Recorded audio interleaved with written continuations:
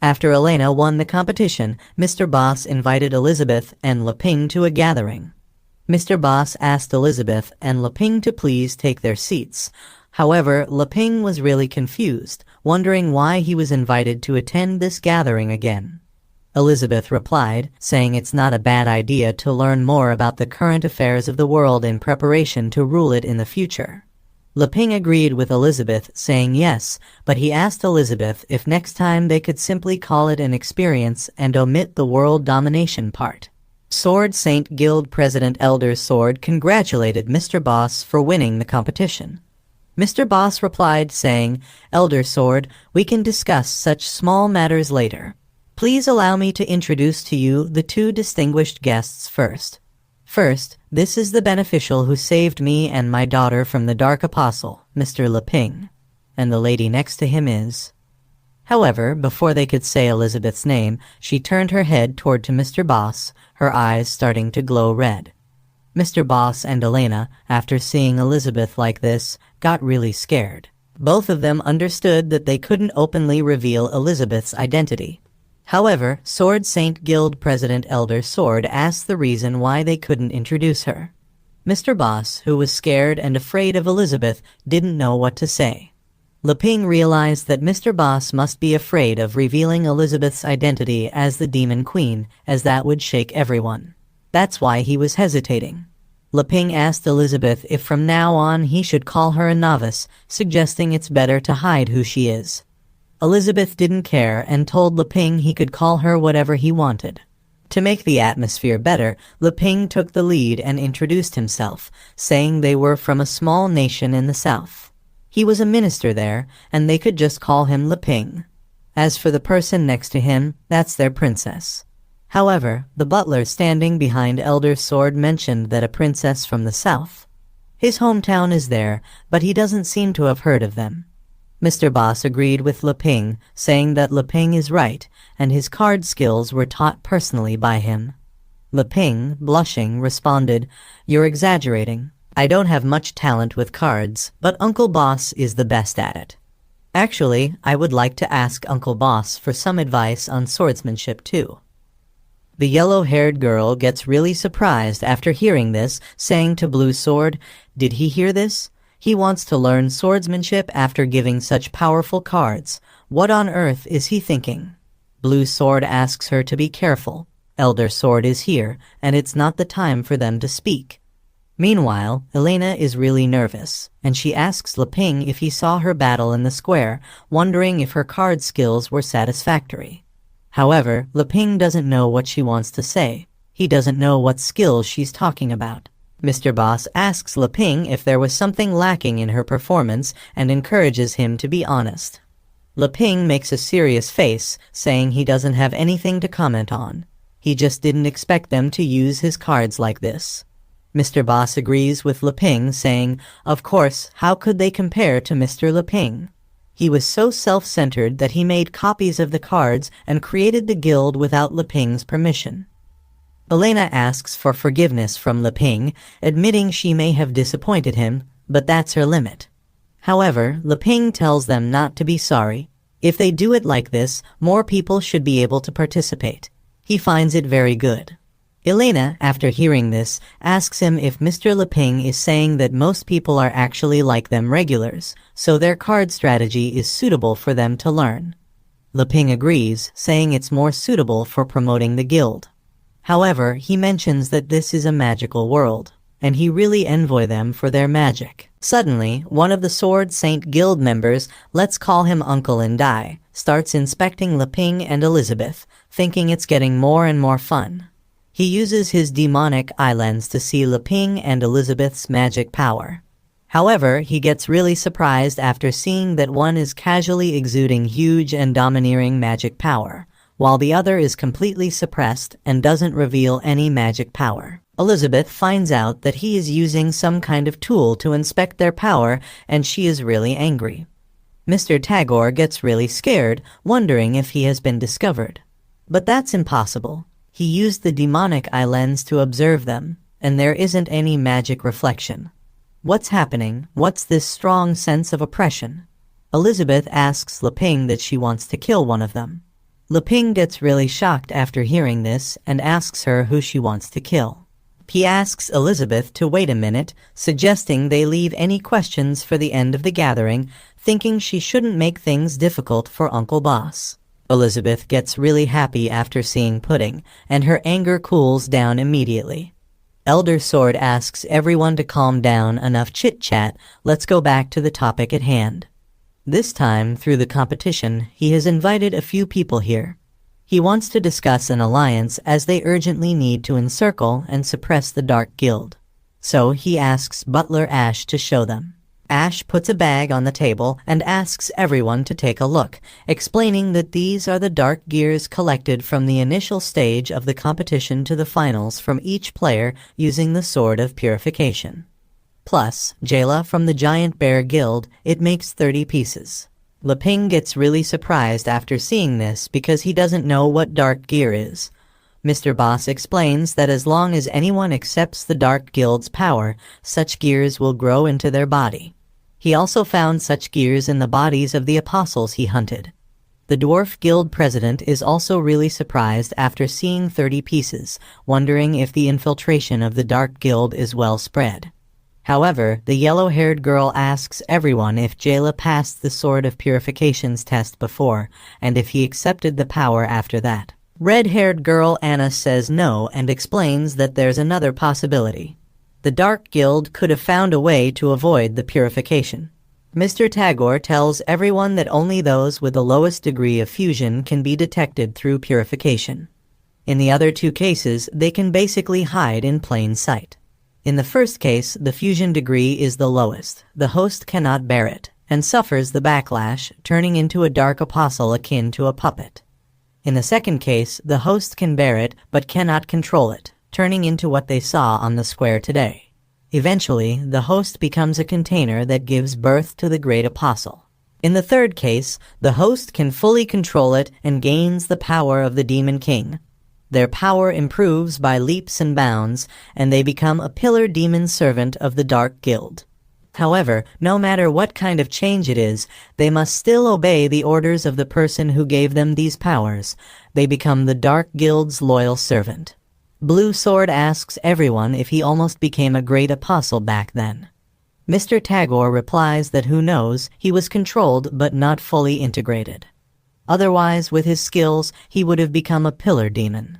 Elder Sword also agrees with Mr. Tagore, saying fortunately, Mr. Boss came to help. Otherwise, he might not be able to handle this with these old bones of his. Mr. Boss is really happy to help because in the past, he used to be a member of the Sword Saint Guild, so he should help. However, Blue Sword, when the guild was in trouble, was on a mission outside and was unable to fight the Dark Guild. But today, he saw the card skills that killed the 6 pillar demons, so he is convinced of his defeat, saying Elena is really strong. However, Elena replies that, no matter how he looks at it, the main reason for her win is the powerful cards of Mr. Leping. After hearing this, the Dwarf Guild president asks Leping if he made these cards and where he learned that blacksmithing skill. Not just cards, the sword he carried on his back isn't simple either. Leping replies that he just likes to do some handiwork at home to kill some time. There's no blacksmithing involved. The Dwarf Guild president thinks that Leping is so humble, and the yellow-haired girl says that if the Sword Saint were here, the Dark Guild wouldn't dare invade. Red-haired girl Anna asks her to stop, not to talk too much. In front of everyone, Leping, after hearing this, gets really curious and asks Uncle Boss if the Sword Saint is the strongest swordsman and where the Sword Saint is now. However, Mr. Boss hesitates to answer this question, saying it might not be a good idea for him to state his opinion. After all, he's no longer a member of the Sword Saint Guild. But Elder Sword, after seeing this, says to Mr. Boss that it's okay, he can talk about the Sword Saint. Anyway, this cannot be hidden for long. Some news has begun to spread already. The Dwarf Guild president gets really surprised, wondering if the rumors he heard are true. Mr. Tagore explains that after the rebellion of the Sword Saint Guild, not only has their combat power been severely depleted, but their Sword Saint has been missing too. That's why the Dark Guild took this chance to attack. Elder Sword replies that it's true. After the Sword Saint sent information from the mountains half a year ago, there has been no information since. However, Leping is really confused and doesn't know what they are talking about. What is the rebellion? Missing. Butler Ash explains that, to be precise, he should have gone to arrest Elder Axe who betrayed the guild, but he hasn't returned yet. According to Blue Sword, in his previous mission, he was supposed to go to the mountains and help the Sword Saint according to the coordinates, but when he arrived, there was no one there. However, the yellow-haired girl is confused because the Sword Saint has been promoted to a 5-star Demon Sovereign, 1 foot into the Demon King realm. Shouldn't it be easy to arrest the Elder who has just been promoted to Demon Sovereign? Blue Sword says that no one doubts the power of the Sword Saint, but when he rushed to the mountains that day, his sword's tracks were everywhere. Still, when he climbed the mountain, he got really surprised after what he just saw. He saw half of the region was reduced to flat ground. It's hard to imagine what a terrifying battle they must have had there. Elder Sword explains that Elder Axe obtained a supreme magic weapon. All he knows is that it's a giant axe named Demon Burial, exuding terrifying resentment, and its power is so significant that the Elder can make up for the strength gap between him and the Sword Saint. However, according to the Dwarf Guild president, he went through all the S-class weapons forged by the Dwarf Kingdom, and he didn't find the Axe Elder Sword described. He thinks it's also a masterpiece of the Dark Guild. Leping whispers and asks Elena, he still doesn't get it. Who is this Elder? Why did he betray the Sword Saint Guild? Mr. Boss explains that the president of the guild is the Sword Saint, and under the Sword Saint, there are 5 elders who assist him in handling various affairs and guiding the disciples. The person next to him is Elder Sword, in charge of swordsmanship, and there are 4 other elders: Elder Dagger, Elder Spear, Elder Shield, and Elder Axe. But as Elder Axe betrayed the guild and launched the rebellion, Elder Dagger and Elder Spear were brutally killed by him. Elder Shield later died in the battle with the Pillars of the Dark Guild. So now Elder Sword is the only one with seniority in the guild. During the rebellion, many took that chance to betray them, including Elder Sword's most valued son, C. Buckthorn Terrais. Leping, after hearing the name Terrais, asks Elder Sword if he is a sword-wielding centaur, wondering if his son is actually a centaur. Then he asks about his wife, but they can't do anything as the artist does not explain about her. Let's get back to our story. So Elder Sword asks Leping if he met his son and how he is doing now. Leping, without any second thought, says, "Oh, he's dead." However, Elder Sword tells Leping that it doesn't matter anymore. This is the fate of the traitor. Now, the combination of many factors has caused the Sword Saint Guild to be in its most unstable times. So, he wants everyone to unite to fight against the Dark Guild. The Dwarf Guild president asks Elder Sword if they just provide them with weapons, the Dwarf Kingdom will have no problem. However, for AORS level weapons, due to the lack of grinding stones, it would be hard to achieve. Elder Sword, although his father is already thinking of a solution. Mr. Tagore asks everyone, "Please allow me to ask, Elder Sword, as you said, you are in your most unstable times now. Why do you think you can destroy the Dark Guild with our help?" Elder Sword replies, saying that it depends on Boss. He thinks Boss should give up on his own guild and return to serve as the vice president of the Sword Saint Guild. Mr. Boss gets really surprised and asks Elder Sword if he really wants him to serve as the vice president. However, he is afraid that it's not proper after all. He has left the guild for a while now. Elder Sword explains that Mr. Boss is more suitable than he thinks. Cards can be regarded as weapons, just like daggers and flying knives. If Mr. Boss becomes a vice president of the Sword Saint Guild, they can open a new unit and let Elena serve as the elder. However, Elena is really nervous, saying she is not qualified to be an elder of the Sword Saint Guild. Elder Sword says as long as Mr. Boss agrees, he guarantees that everything will go smoothly. The resources of the guild will be used as Mr. Boss wishes, and even he will obey his orders. Butler Ash says, "Senior Boss, the elder is truly sincere in his intentions. The vice president position means you are one person above 10,000. This is much easier than establishing your own guild. Please consider this suggestion. After that, Mr. Boss turns his head toward Leping, asking what he thinks, wondering with the aid of the Sword Saint Guild's fame, wouldn't the card skill be spread around faster? Leping gets really surprised, saying, "Uncle Boss, are you asking me for advice? There is a saying in my hometown that it's much easier to become a senior executive in a large company than starting your own. However, those who are more ambitious will choose to start their own business, so this still depends on their own personal desires." Leping is thinking, as a person with no ambition, he shouldn't be giving advice to others.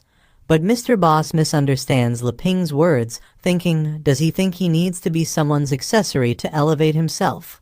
If you only have that much ambition, then he is really disappointed in him.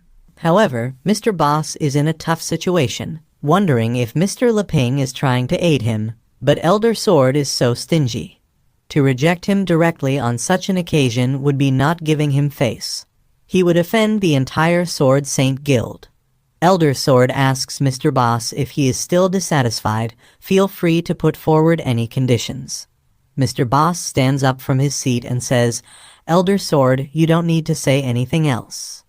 I established my own guild not because I wanted to pursue fame and wealth, but because I wanted to elevate my card skills," Mr. Boss states. He then asks Leping if he can see that his will is firm. Elder Sword asks Mr. Boss if he has thought this through.